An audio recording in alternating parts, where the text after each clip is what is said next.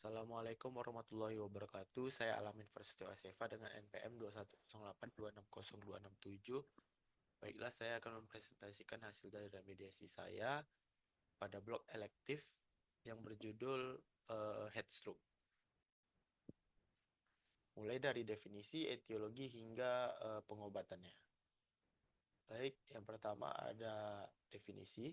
Headstroke adalah kondisi darurat medis akibat paparan panas berlebihan yang menyebabkan peningkatan suhu tubuh lebih dari 40 derajat Celcius.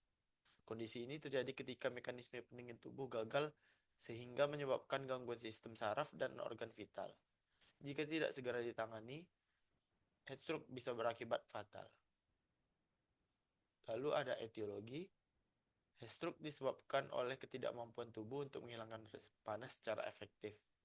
Beberapa faktor penyebabnya.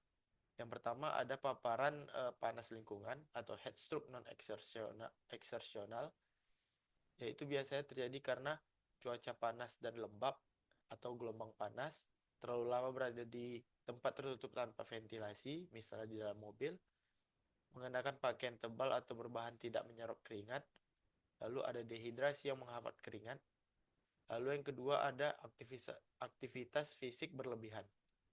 Heatstroke eksersional itu penyebabnya olahraga berat atau kerja fisik di lingkungan yang panas, lalu tidak cukup istirahat saat beraktivitas di bawah sinar matahari, lalu kurang aklimatisasi terhadap suhu panas. Lalu ada klasifikasi heatstroke. Untuk klasifikasi heatstroke ada exertional heatstroke, terjadi akibat aktivitas fisik intensif di lingkungan panas, umumnya pada atlet, pekerja luar ruangan, dan tentara. Lalu ada non-exertional atau classic heatstroke. Terjadi tanpa aktivitas berat, biasanya akibat suhu lingkungan, lebih sering menyerang bayi, lansia, atau orang yang dengan penyakit kronis. Lalu ada beberapa jenis gangguan panas. Yang pertama ada head cramp atau kram panas.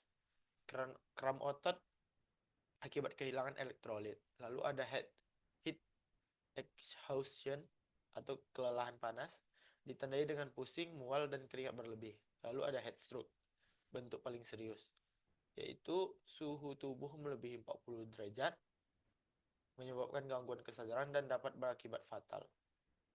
Lalu gejala heat stroke ada suhu tubuh yang tinggi, lebih dari 40 derajat, lalu kulit panas, merah, dan kering, atau masih berkeringat pada tahap awal exertional heat stroke. Lalu ada kebingungan disorientasi, kejang atau koma, denyut nadi cepat atau napas pendek, mual muntah atau sakit kepala, pingsan atau kehilangan kesadaran. Lalu untuk pengobatannya, yang pertama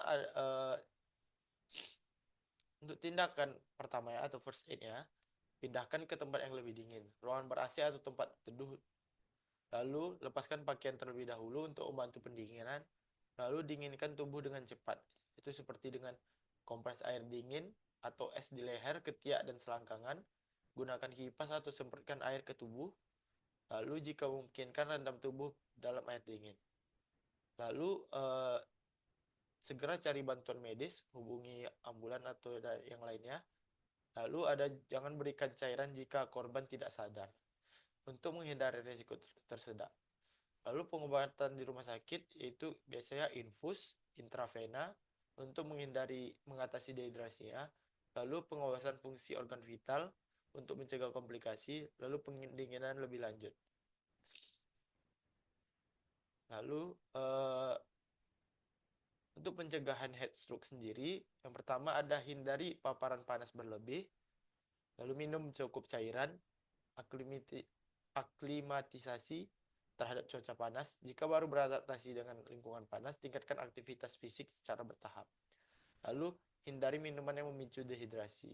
Alkohol dan kafein dapat meningkatkan resiko dehidrasi. Mungkin sekian dari saya. Terima kasih. Ini referensi yang saya gunakan. Terima kasih. Assalamualaikum warahmatullahi wabarakatuh.